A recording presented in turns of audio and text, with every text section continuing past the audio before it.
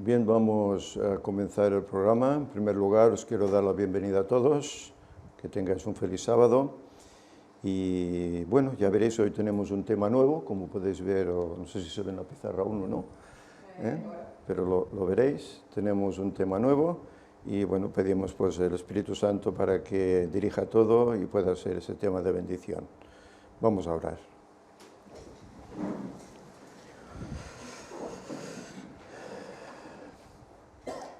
Buen Dios, buen Padre que estás en el alto cielo, Señor, te agradecemos por tu mucho amor, ese amor que hoy hemos hablado en la escuela sabática y ese amor que sin duda tú has tenido hacia nosotros, esos seres queridos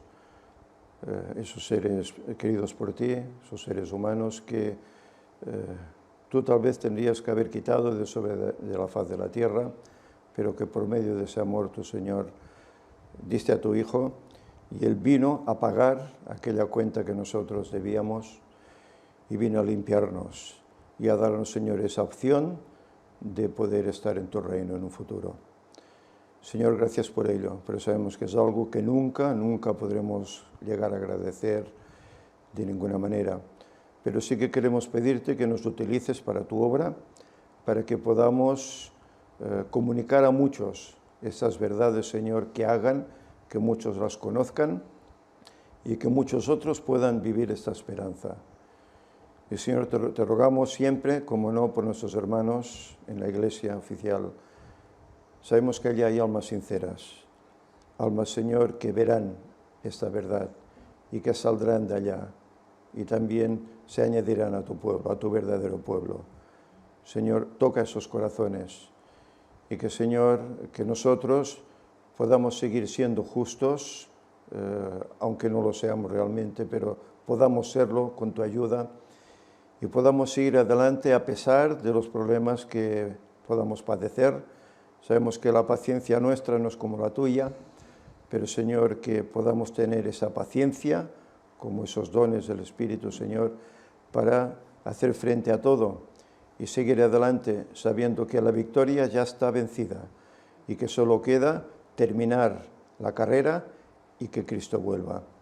Señor, te rogamos que ahora tu paz esté aquí, que tu Espíritu esté con nosotros, sobre todo conmigo, para que el nuevo tema que hoy presentamos pueda ser de edificación y de bendición para todos. Perdónanos, Señor, si en alguno te defraudamos y te rogamos que nos ayudes a lograr esa santificación para estar ante tu presencia. En el nombre de Jesús te lo pedimos. Amén. Muy bien, hermanos, como decíamos, hoy tenemos un nuevo tema. Ya sabéis que hemos estado presentando el Apocalipsis, mejor, peor, no lo sé. Yo sé que de ahí se pueden sacar muchísimas cosas, desde luego. Hemos estado presentando también el libro profético de Daniel, un libro precioso, también muy actual, como hemos visto, porque nos llega no solo hasta nuestros días, sino hasta aquel mismo día en el cual se levantará Miguel, ¿verdad? Y vendrá a por los hijos de su pueblo. Y bien, y en esa misma tónica de esos dos libros, pues lo que sabéis, tanto uno como otro hablan acerca de unas dificultades que el pueblo de Dios ha tenido en este mundo. ¿A causa de qué? Bueno, hoy lo hablábamos, ¿no? Hay un ser que es todo amor, que es Dios, pero hay otro ser que es todo odio, por desgracia, pero es así, que es el diablo. Y él, pues, en vez de arrepentirse y echarse atrás y volver a poseer ese lugar allá en el cielo, pues, ¿qué ha hecho? Lo contrario. Y ha intentado destruir el mundo y, sobre todo, ya que no ha podido destruir al mismo Dios, porque para él es imposible, sí que ha querido destruir a su pueblo, ¿verdad? Y sabéis, en este libro de Esther, pues hay una experiencia que hoy no lo vamos a ver toda, puesto que lo iremos viendo capítulo a capítulo. Tan solo son 10, el último es muy cortito, son unos pocos versículos, de hecho todos son prácticamente bastante cortos, pero veremos aquí unas vicisitudes que tuvo que pasar el pueblo de Dios que estaba ya en el exilio, unas vicisitudes que incluso podían llevar a su exterminio. Pero vemos cómo Dios, a través del libro de Esther, hace lo posible y hace más de lo posible para que aquel pueblo no sea exterminado, sino que al contrario, pueda llegar a salir hasta vencedor. Y todos los demás admirarlo. Esto es tremendo, ¿verdad? Que los demás admiren a un pueblo humilde, que ya sabemos, cuando el Señor escogió a Israel, ¿qué era Israel? No era nada, dice, sois el pueblo más, no sé, miserable, decía el Señor, o algo así en la palabra del Señor, ¿verdad? El pueblo más peor, por así decir, de toda la humanidad, y en cambio el Señor los escoge para ser una luz. Pero bueno, sabemos las circunstancias, lo hemos visto en la escuela sabática, ¿no? Cómo realmente aquel pueblo, tantas promesas, sí, todo lo que diga el Señor haremos, pero al final no fue así, salvo unos pocos, como siempre ha sido. Y en este libro pues veremos precisamente esto, cómo aquel pueblo que en definitiva querían ser fieles, iban a ser exterminados, pero el Señor obra. Yo lo he hecho a manera de PowerPoint, y iremos viendo aquí pues algunas circunstancias que tal vez llamarán la atención, puesto que bueno, yo diría que es, por así decir, el único libro en toda la Biblia en la cual no se menciona a Dios. Creo que es el único. No se menciona a Dios para nada. No sé, tú puedes leer Génesis, Esther, Apocalipsis, Ezequiel, y Dios está en todas partes. Pero en cambio aquí a Dios no se le nota, no se le menciona, pero en cambio está. Está porque tal como surge la historia, si realmente esta historia no es dirigida por Dios, ¿quién la ha dirigido? ¿Quién obró ese milagro con ese pueblo? Bueno, pues es lo que iremos viendo a través pues, de en principio, este primer capítulo. Dice así, la introducción que he querido hacer, el libro de Esther, a pesar de su antigüedad, más o menos sobre el siglo V, no sé si tal vez yo podría rectificarme, pero más o menos 480 y tantos, por ahí, se escribió el libro, antes de Cristo, lógicamente. Ahora podríamos decir que hace como unos 2500 años. Es un libro paralelo y a la vez actual con la situación que vive hoy y vivirá el pueblo de Dios en todo el mundo. Es decir, es una historia de hace 2500 años, eso no es ayer, son 25 siglos, es mucho tiempo, pero en cambio hay un acontecimiento actual con lo que el pueblo de Dios le espera, no está viviendo, le espera. Yo sé que hay lugares que desde luego los hermanos están teniendo problemas, y hay países donde incluso cualquier creyente, no por ser adventista, sino por ser de cualquier otra religión cristiana, pues padece problemas y padece persecución o incluso les quitan la vida. Yo sé que ocurre, pero también dice la Escritura que habrá un momento determinado en que va a haber un levantamiento completo contra aquellos que obedecen los mandamientos de Dios y tienen la fe de Jesús, incluyendo incluso la observancia del día de reposo. El sabio Salomón dijo esto en Eclesiastés 1:9, que todos conocemos. ¿Qué es lo que fue? Eclesiastés 1:9. ¿Qué es lo que fue? Lo mismo que será. ¿Qué es lo que ha sido hecho? Lo mismo que se hará, y nada hay nuevo debajo del sol. Es decir, que si ellos padecieron una persecución, y sabemos que todo lo que está escrito en la Biblia, ¿para qué es? ¿Y para quién es? Es para aquellos que alcanzan los fines de los tiempos, ¿verdad? Pues entonces no hay nada nuevo. Lo que fue, Salomón dice, volverá a ser otra vez. Esto nos muestra que la historia es recíclica. Quiere decir que surgen paralelismos cada cierto tiempo y en épocas incluso diferentes. En otras palabras, se reproduce y se repite esa misma historia. Porque esta historia de Israel luego se repitió durante un periodo de 1260 años, ¿verdad? Prácticamente en toda Europa, y bueno, es decir, que volvió a repetirse una historia ya pasada en tiempos anteriores. Vamos adelante. El libro de Esther toma su nombre de la heroína del relato. Se cree que es un nombre persa. El nombre de Esther se cree que es persa y que significa estrella. Su nombre hebreo, ¿os acordáis cuál era? Bueno, aquí está escrito. Doy pistas, ¿no? Adasa. Es el otro nombre que tenía Esther, Adasa. Yo me acuerdo antiguamente que ya en la iglesia a veces hacíamos concursos bíblicos y se preguntaba, ¿qué otro nombre tenía Esther?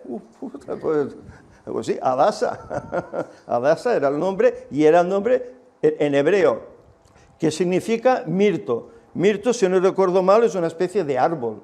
No sé si alguien, Ángel, no sé si podrías corregirme, mirto, ¿verdad? Un arbusto, un tipo árbol, algo así, ¿verdad? Pues esto es lo que significa el nombre hebreo Adasa. Sin duda es un relato dramático en el que Dios usó a una joven judía, valiente y de extraordinaria belleza, además. Es decir, no era una chica cualquiera, era una chica además muy hermosa, según dice el escrito, ¿verdad? Para salvar a su pueblo en un momento crítico, cuando estaba amenazado incluso de exterminio. Eso demuestra cómo Dios también usa incluso a mujeres fieles en sus planes para la salvación de su pueblo, como por ejemplo Débora profetisa. ¿Qué ocurrió con Débora? ¿Os acordáis la historia de los jueces? Como Débora tuvo que librar a Israel, ¿verdad?, de aquel asedio, ya que los hombres no se atrevían, tuvo que hacerlo ella, una mujer. Es decir, que por eso me refiero que la mujer tiene mucha importancia también para el Señor en la Biblia. Y no solo en la Biblia, sino también hoy en día, lógicamente. Sobre la autoría del libro hay diversas opiniones, pero la más convincente, la más probable, es que fue el mismo Mardoqueo, que a la vez parece ser que era primo y también padre adoptivo de Esther, el que escribió el libro. No sé, unos dicen que si era tío, creo que realmente era primo de ella. Lo que pasa que era más mayor, bastante más mayor, y la tomó como ahijada, y fue el que la educó en los caminos, puesto que era un hombre fiel en cuanto a las cosas de Dios, y la educó en esos caminos. La historia tiene que ver con los muchos judíos que estaban dispersos por las 127 provincias. A mí me recuerda esto a una marca de un modelo de coche de hace no sé cuántos años, ¿verdad? El SEAT 127, que dices, ¿cómo hay estas casualidades? Bueno, igual, a veces hay nombres en los vehículos en otros lugares que, ¿sabéis?, los sacan de la Biblia, o incluso en películas. ¿No habéis oído hablar la luna de Endor, por ejemplo? Endor, ¿qué era Endor en la Biblia? Es donde estaba la pitonisa, donde fue Saúl, ¿verdad?, a tomar consulta. Por eso digo que hay muchos nombres y requisitos que salen de la Biblia, queriendo o sin querer, no lo sé. Esas eran las provincias del imperio medo-persa, antes del decreto de Artajerjes, años después de regresar a Jerusalén para la reconstrucción de la ciudad y también del templo.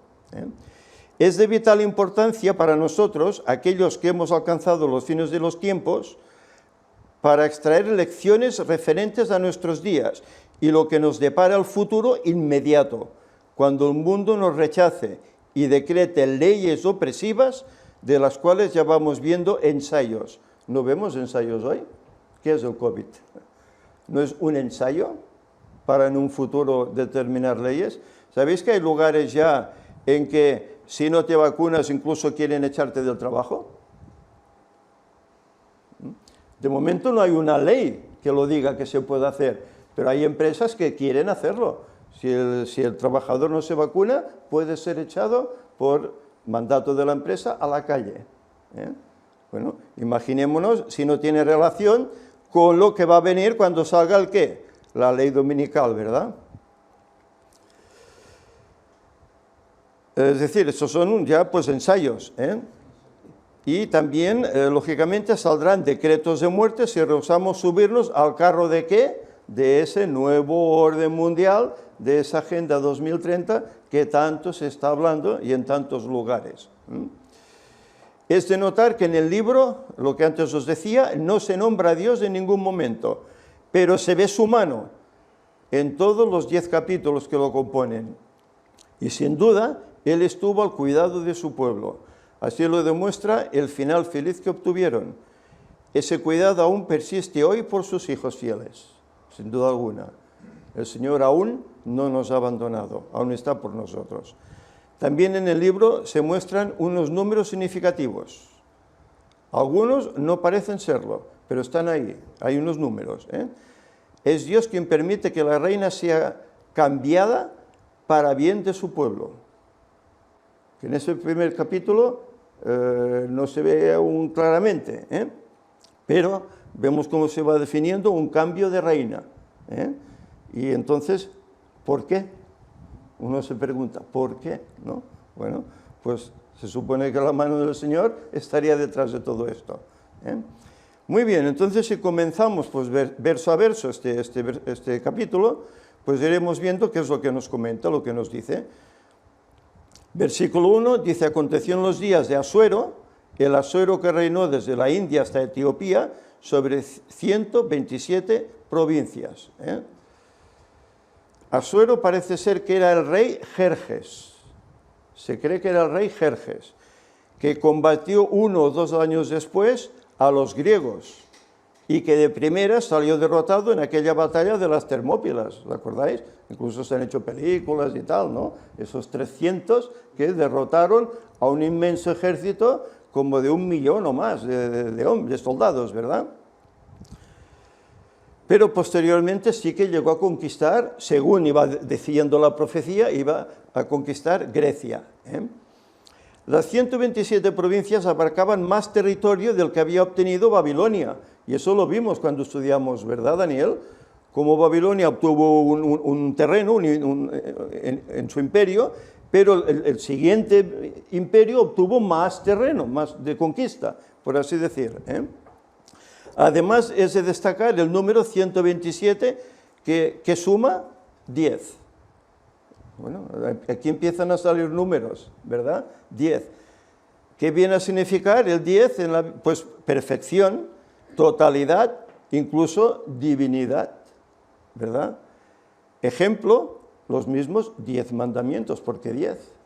Porque el Señor no dio 8, no dio 12, 10, ¿eh? Es decir, que según la profecía de Daniel 2, otro imperio sucedería a Babilonia por voluntad divina, y ese fue Medo-Persia. Versículo 2 dice que en aquellos días cuando fue afirmado el rey Asuero sobre el trono de su reino, el cual estaba en Susa, capital del reino, ¿eh? Y aquí he sacado un escrito del comentario bíblico adventista, ¿verdad? No he puesto la página. No sé si en otra diapositiva creo que sí. No la he puesto. Susa dice capital del reino.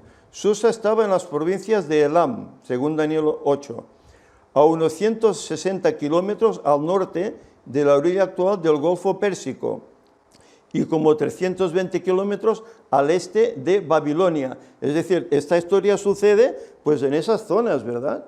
Las zonas, lo que sería pues hoy Irak, algo así, por ahí, esas zonas, ¿eh? Fue originalmente la capital de Elam, siglos antes del tiempo de Esther.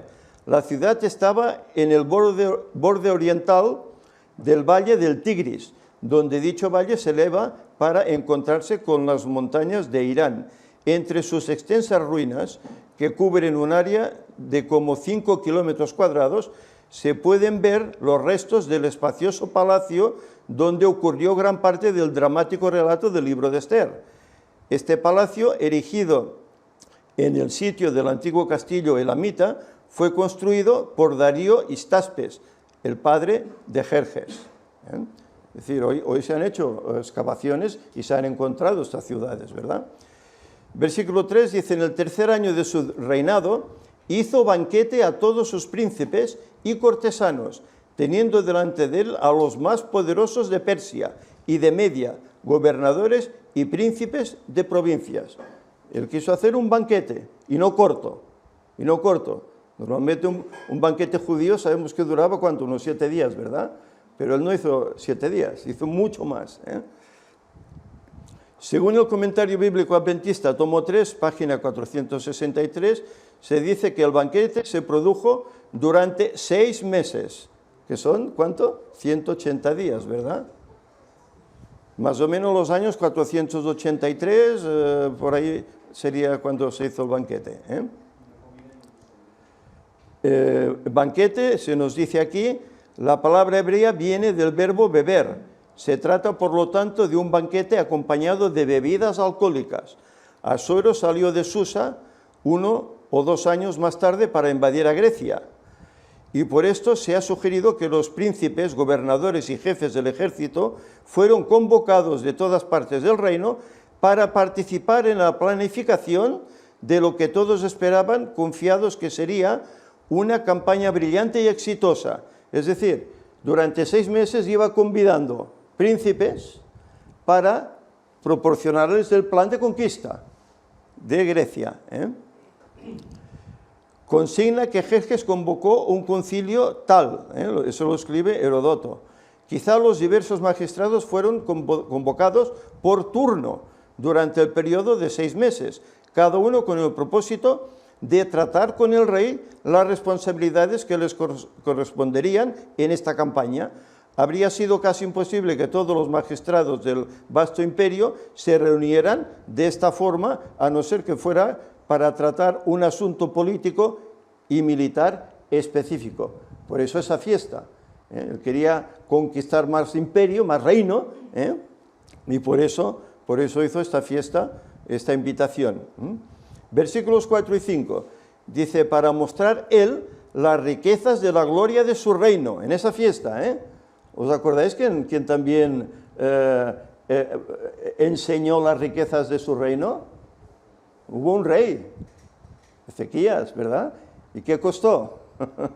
Costó caro, ¿verdad? Eso. Él quería enseñar esa gloria de su reino, el brillo, la magnificencia de su poder, por muchos días, hasta 180 días. Y cumplidos estos días, hizo el rey otro banquete por 7 días más, en el palacio del huerto real, a todo el pueblo que había en Susa, capital del reino, desde el mayor hasta el menor. La ostentación era característica de los reyes, donde demostraban las riquezas del imperio. Claro, a ellos les gustaba presumir, ¿no? Era lo que he logrado yo, ¿verdad? Durante 180 días, son 6 meses, iban sucediéndose mandatarios a los cuales se les explicaba el plan para conquistar Grecia y expandir el reino. Y aquí he puesto una cosa que algunos ya sabemos.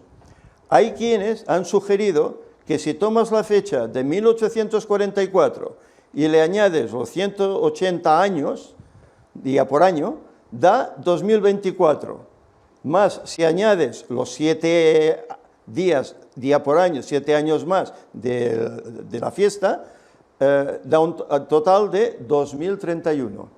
Eso lo hemos visto, ¿verdad? Hay alguno que está colgando vídeos al respecto. Pero eso es especulación.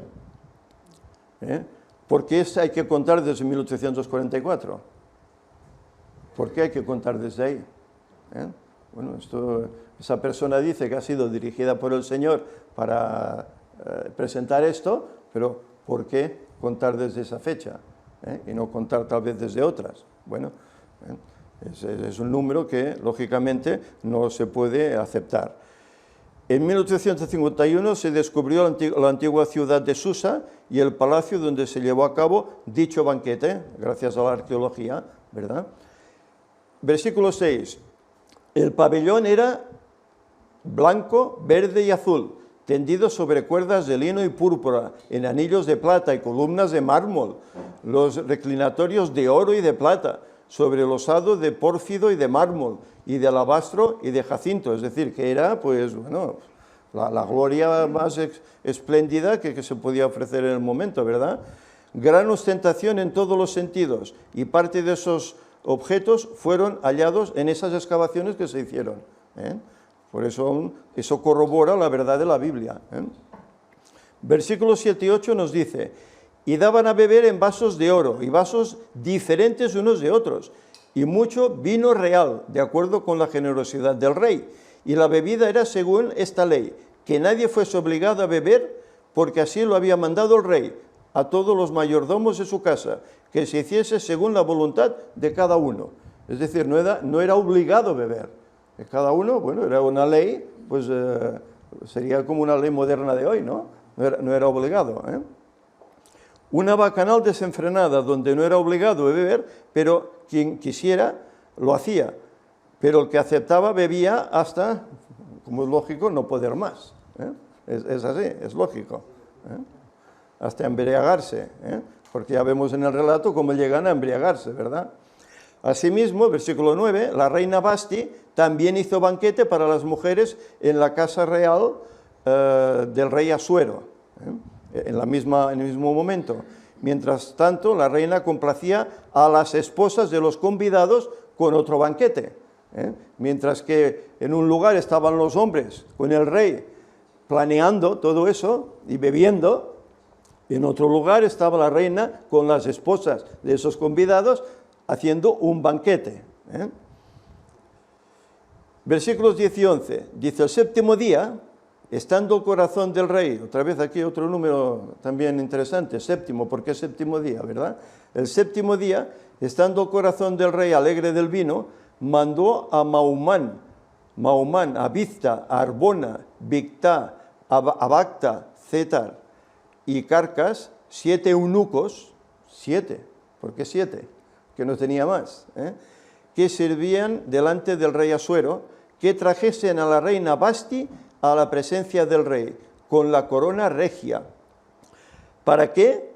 Para mostrarle a los pueblos y a los príncipes su belleza, porque era hermosa. Los eunucos eran los que estaban al servicio de la reina, por eso normalmente solían estar castrados. Por eso decíamos que posiblemente Daniel, no se sabe, pero posiblemente podía también haber sufrido esto. El rey quería terminar la fiesta con algo sublime, y era poder presentar a todos la belleza de su esposa como el punto máximo de su ostentación. Claro, un hombre aquí chulo yo, ¿no? ¿Verdad? Pues claro, presento todo lo que el poderío que tengo, ese gran palacio con mármol, joyas, oro, etcétera, etcétera. ¿Qué queda presentar para que todos vean mi gloria?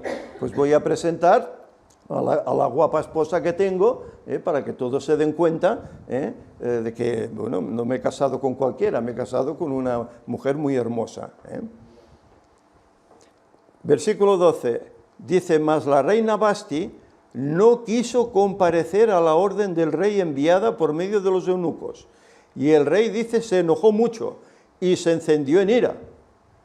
Hombre, es que, ¿quién mandaba, la reina o el rey?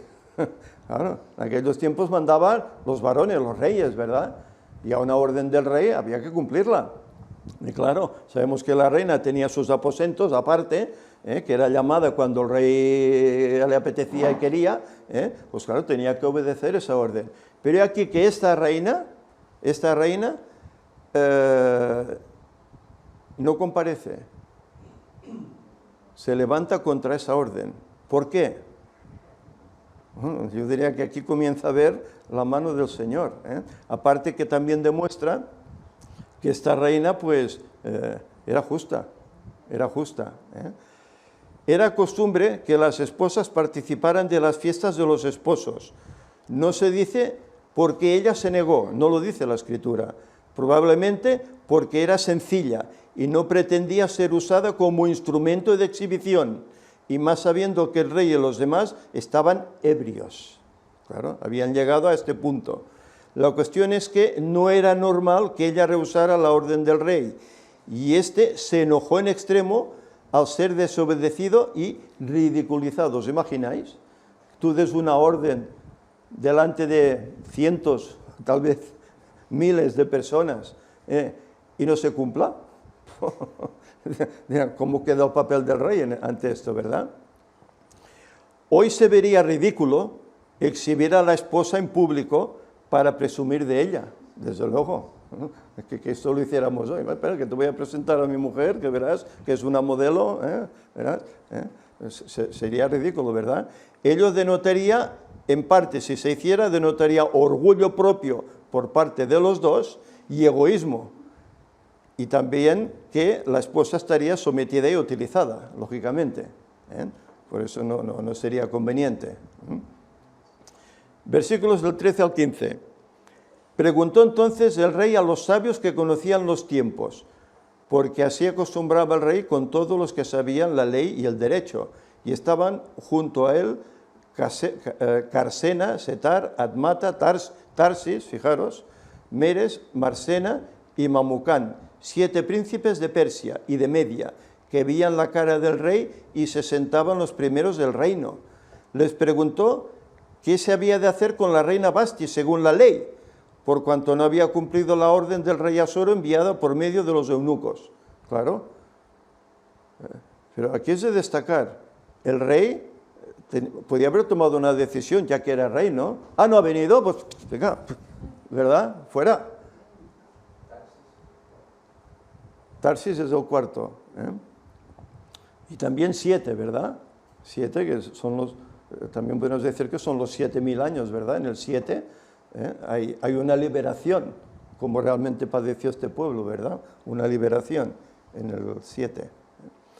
Contuvo su ira y pidió consejo a los que realmente llevaban el gobierno del reino, antes de pronunciar una orden precipitada. En eso demostraba templanza, es verdad.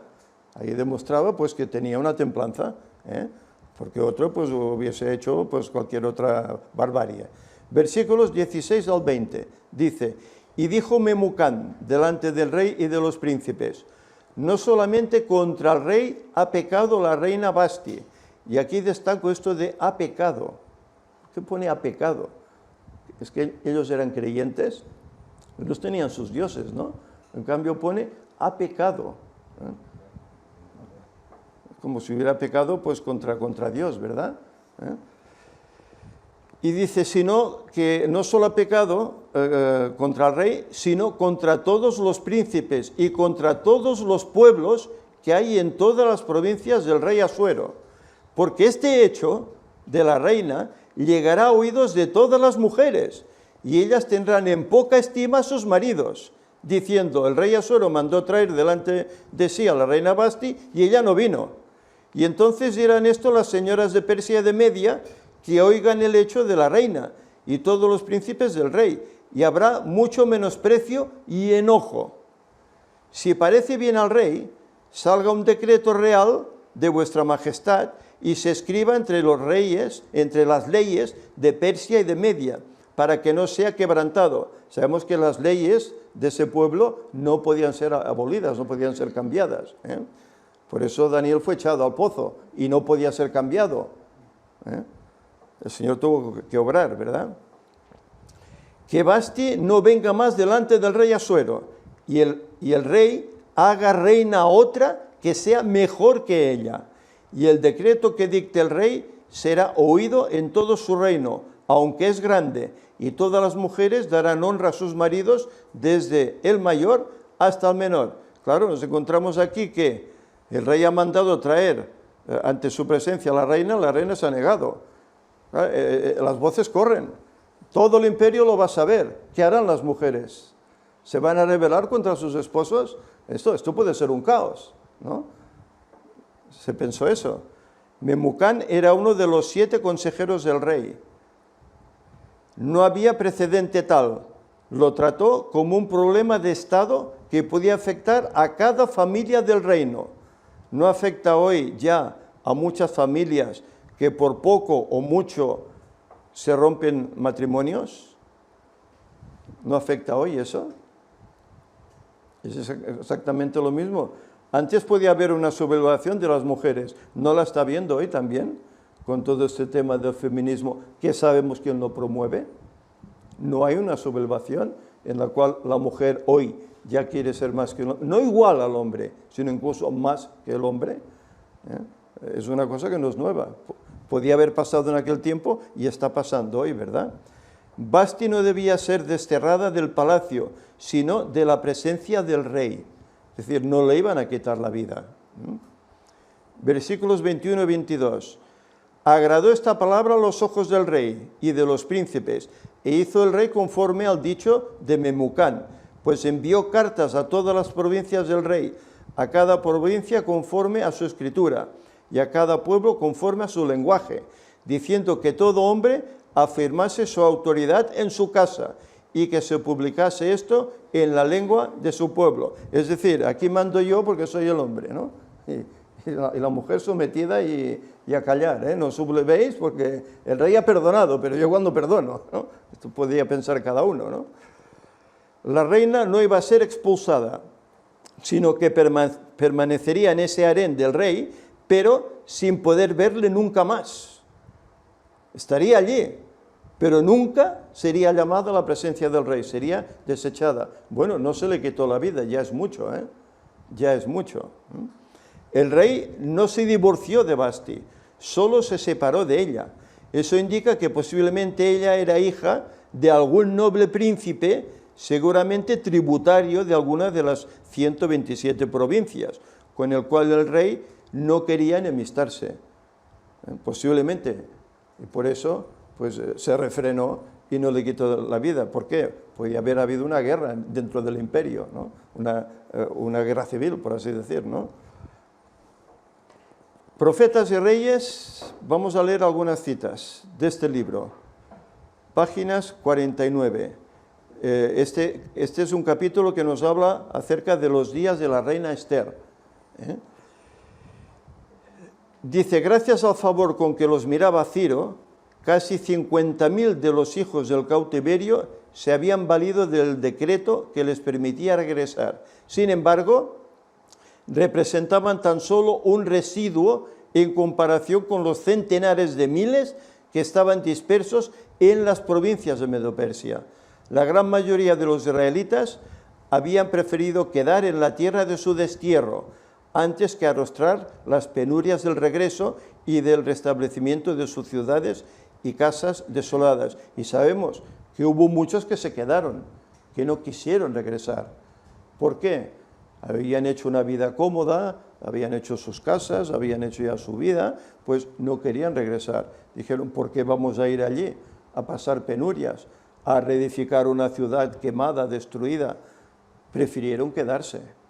Hubo muchos que así lo hicieron, ¿eh? Y eso es lo que dice Ellen White, ¿eh? En la página 440 nos dice, había transcurrido 20 años o más cuando un segundo decreto, tan favorable como el primero, fue promulgado por Darío, el monarca de aquel entonces. Así proveyó Dios, en su misericordia, otra oportunidad para que los judíos del reino medo-persa regresaran a la tierra de sus padres.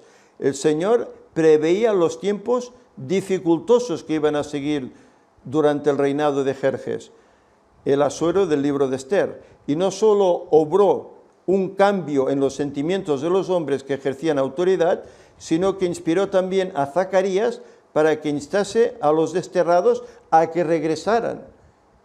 Es decir, se les pedía, incluso por medio de profetas, que regresaran a su tierra, porque ya habían concluido estos 70 años, y tenía que levantarse, ¿verdad?, esa ciudad según la profecía. Seguimos en la página 440, dice, el mensaje dado a las tribus dispersas de Israel, que se habían establecido en muchas tierras distantes de su antigua patria, fue, huid de la tierra del Aquilón, dice Jehová, pues por los 4 vientos de los cielos os esparcí, dice Jehová, oh Sión, la que moras con la hija de Babilonia, escápate, porque así ha dicho Jehová de los ejércitos, después de la gloria me enviará él a las gentes que os despojaron, porque el que os toca, toca a la niña de su ojo, porque aquí yo alzo mi mano sobre ellos, y serán despojo a sus siervos, y sabréis que Jehová de los ejércitos me envió. Y esto está en Zacarías 2, del 6 al 9. El que toca a su pueblo dice que toca al ¿qué? la niña de sus ojos. Por eso no es de extrañar que tengamos esa protección por parte de Dios. No ahora, sino que en momentos difíciles tendremos esa protección de Dios. Y hay que confiar en eso. Hoy es momento de que la fe crezca. Página 441, son unas pocas, creo que hay 5 o 6, ¿verdad? Seguía siendo propósito del Señor, como lo había sido desde el principio, que su pueblo le honrase en la tierra y tributase gloria a su nombre. Durante los largos años de su destierro, les había dado muchas oportunidades de volver a serle fieles. Algunos habían decidido escuchar y aprender. Algunos habían hallado salvación en medio de la aflicción. Muchos de estos iban a contarse entre el residuo que volvería. La inspiración los comparó al cogollo de aquel alto cedro, que sería plantado sobre el monte alto y sublime en el monte alto de Israel, según Ezequiel capítulo 17. Es decir, que muchos pues obedecerían y regresarían. Aquellos cuyo espíritu despertó Dios eran los que habían regresado bajo el decreto de Ciro, pero Dios no dejó de interceder con los que voluntariamente habían permanecido allí en el destierro, y mediante múltiples instrumentos les hizo posible el regreso. Sin embargo, los más de aquellos que no respondieron al decreto de Ciro no se dejaron impresionar tampoco por las influencias ulteriores, y aun cuando Zacarías les amonestó a huir de Babilonia sin demora, no escucharon la invitación. Se les hizo la invitación a todos, pero hubieron que quisieron quedarse, Y sabéis, a veces el no cumplir la voluntad de Dios trae consecuencias, y graves. Y fue lo que les pasó a ellos. La página 441 sigue diciendo: mientras tanto, las condiciones estaban cambiando rápidamente en el imperio medo-persa. Darío y Histaspes, durante cuyo reinado los judíos habían sido notablemente favorecidos, ya raro, pero es así, porque Dios los cuidaba, tuvo por sucesor a Jerjes, el Grande. Fue durante su reinado cuando los judíos que no habían escuchado la invitación de huir fueron llamados a arrostrar una terrible crisis. Habiéndose negado a valerse de la vía de escape que Dios había provisto, se encontraron de repente frente a frente con la muerte. El capítulo sigue, ya lo veremos en su momento. Os emplazo a leer en vuestras casas todo el libro de Esther, leerlo todo, es importantísimo, y veréis cómo es un suceso que se repetirá hoy, tal como dijo Salomón, no hay nada nuevo. También os emplazo a leer este capítulo, del cual hemos leído unos párrafos, que se encuentra en Profetas y Reyes, capítulo 49, titulado En tiempos de la reina Esther. El capítulo es notable, porque nos explica cómo acabará el pueblo hoy. Cómo acabará el pueblo hoy. Por eso es importante que en vuestras casas toméis un momento y lo leáis. Y bien, pues hasta aquí ha sido pues la presentación de este primer capítulo. Veremos qué sucede después. Veremos qué sucede después. Pero hay una serie de acontecimientos que sin duda alguna son dirigidos por Dios. Dios refrena al rey. Dios refrena al rey que podía haber quitado la vida de su esposa, de Vasti. Lo refrena. Una mujer que continuó viviendo, pero que se demuestra como honesta, ¿verdad? No quiso ser exhibida ante toda aquella multitud. ¿Por qué? ¿Que soy un objeto para cumplir esa orden bárbara del rey, ¿verdad?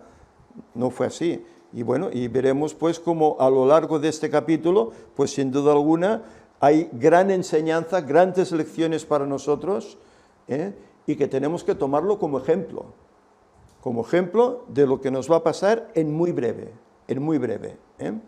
Yo termino, pues bueno, presentando estos libros que escribí en su momento, Solución para la crisis mundial, y el último, Arqueología bíblica de Ron Wyatt y los antediluvianos. Y os invito a todos los que veáis pues esta ilustración a que podáis tomarlo. El libro pues lo podéis adquirir en Amazon, podéis escribirme a mi correo josepsanvicenç@hotmail.com, ¿verdad?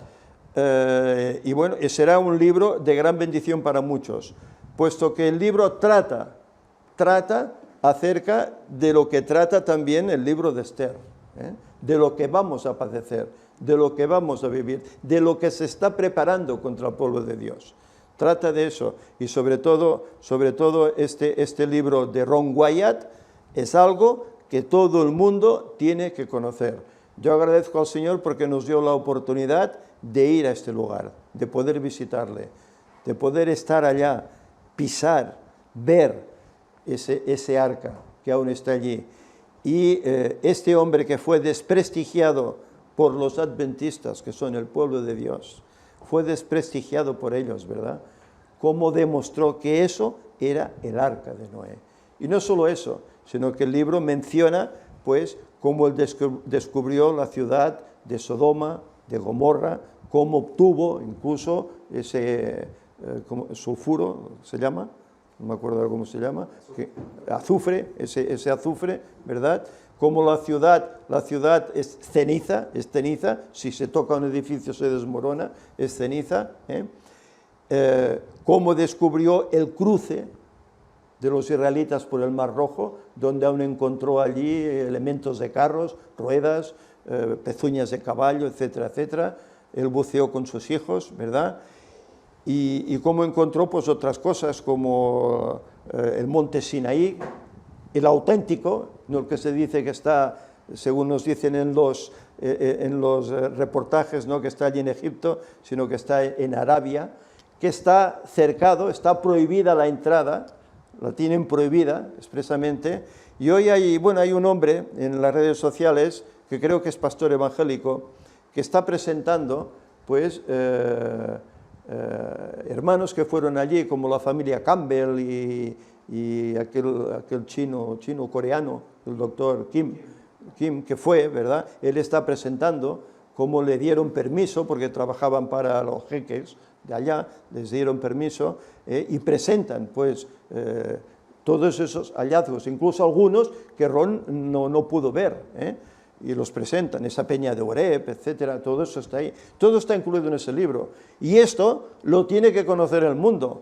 ¿Por qué? Porque el mundo dice, no, la Biblia es un mito, la Biblia es mentira. Esto dice que la Biblia es verdad. Y todo eso está ahí, y tú puedes viajar y puedes verlo, puedes ir y puedes verlo.